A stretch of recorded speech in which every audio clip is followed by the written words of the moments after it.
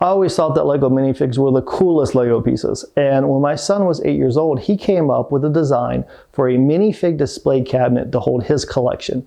So today we're going to remake this so that you can see the entire build process, and we're going to start with the back panel. So let's get going.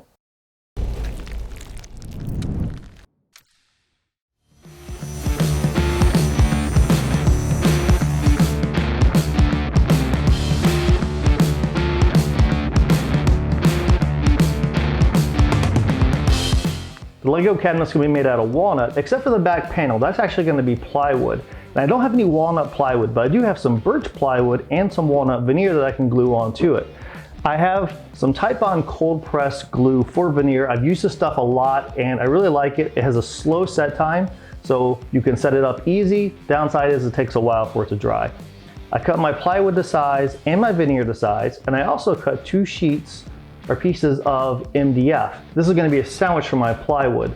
I wrapped the MDF with some plastic wrap. Really, you want to use wax paper for this, but I'm all out of wax paper. Saran wrap's going to have to do. Really, it's just to kind of have some sort of barrier so that the glue that squeezes out doesn't stick to the MDF and then you get MDF stuck to your plywood. So I'm going to put my veneer down. I'm going to glue my plywood and set it down, put more glue, put the other sheet of veneer, then put MDF on top, and then load it up with weight, try to get a good firm press down.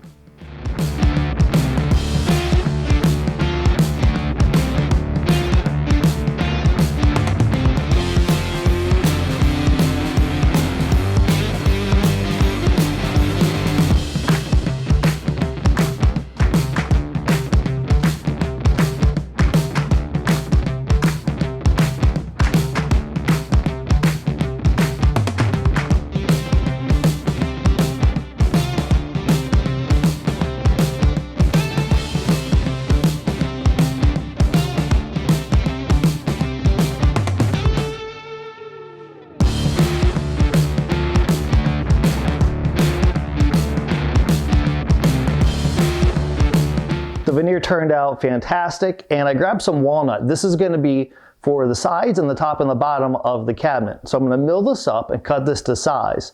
And the reason why I had to do the panel first is because I wanted to know the exact thickness of this panel, because after the pieces are cut, I'm going to go over to the router table and I'm going to cut a groove in them. I need that to be the exact width of the thickness of our panel.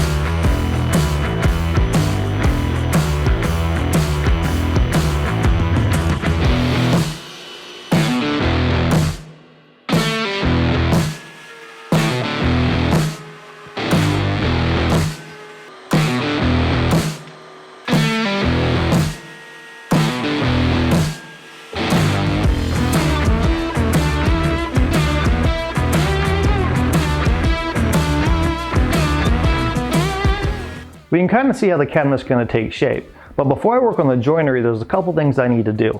The first one is I want to put a divider across the middle. So on the top piece and the bottom piece, I need to cut a dado to house that divider. Another thing I want to do is I want the bottom shelf to be able to hold Legos too. So I'm going to take a Lego base plate and I'm going to inlay it into the bottom.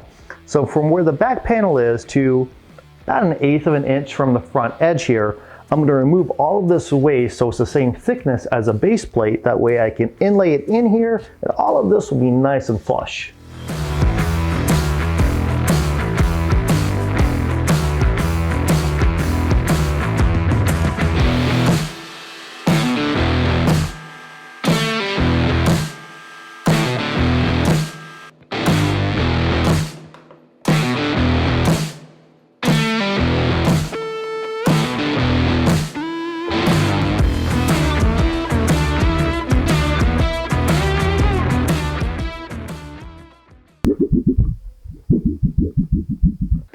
have my Lego plate that's going to get inlaid into the bottom part of the cabinet and then the individual shelves that go inside of it.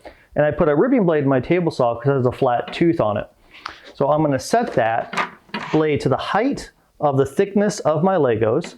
And then starting about 1/8 of an inch from the edge, I'm going to make multiple passes across the table saw until I get where the back panel is. And then all of this area here will be carved out for my Legos to sit inside of it.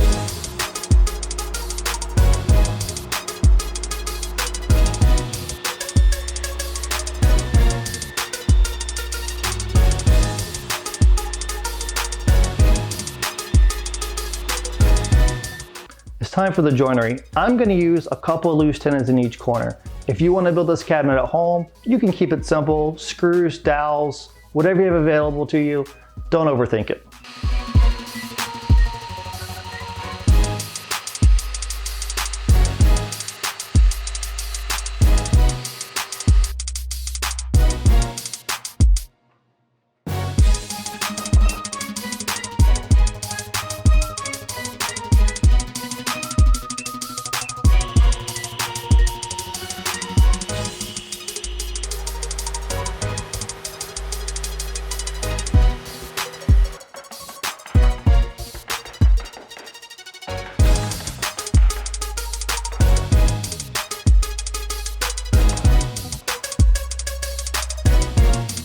I dry assembled everything and I rough sanded the panel. It all looked good, so it's time to actually glue the whole thing up. I'm going to use liquid high glue for this. I like using this with walnut because it's dark and glue lines pretty much just disappear. But also this has a long open time. And with something like this, complicated glue up, you want as much time as possible.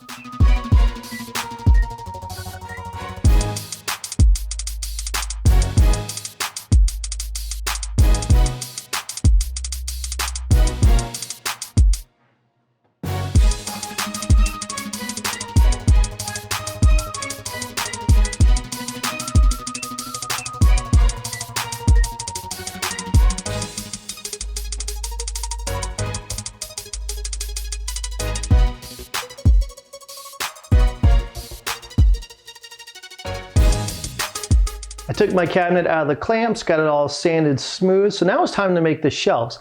I'm going to put 3 shelves in each side, and I want the shelves to be removable. I'm going to do it the same way that I did the bottom part of the cabinet, in which the Lego plates are going to be inlaid into the shelves. So I grabbed some scraps from different projects. All of this is walnut, and I milled it all down so it's the same thickness. So I'm going to do the same thing as the bottom part. I'm going to go over to the table saw. I'm going to cut a 1/8 inch thick lip, and then remove all of the interior waste here so my Lego plates can be inlaid into them.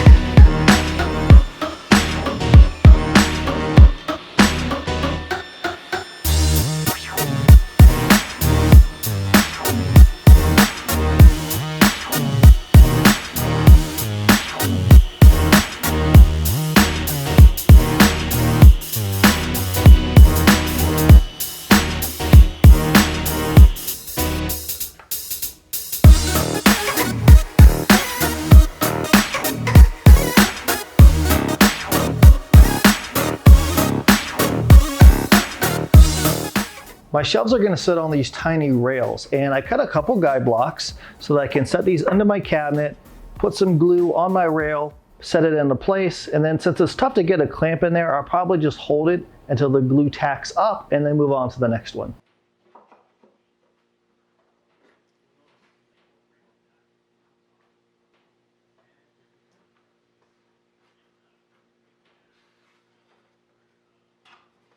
With the shelves done, now I can turn my attention to the base plate. So I have one of these big base plates here, and I'm going to cut it to size until it fits into my shelf and into my cabinet.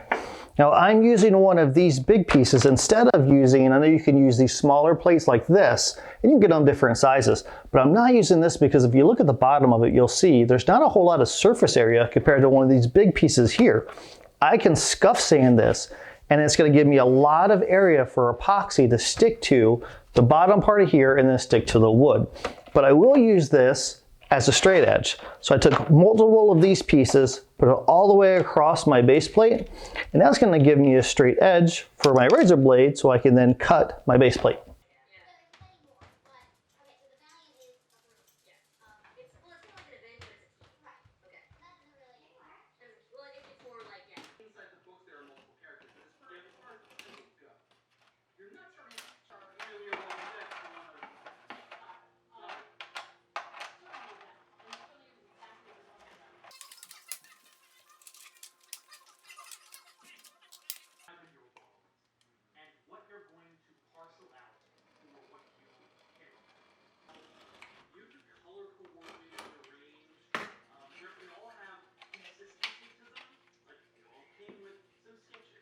The cabinet's completely done. The Lego pieces are cut. So now it's time to apply finish. I'm going to go with something simple. I'll wipe on varnish for this.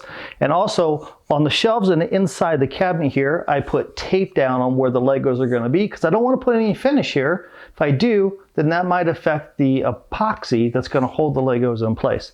So I'm going to apply a couple coats of varnish onto all of these pieces.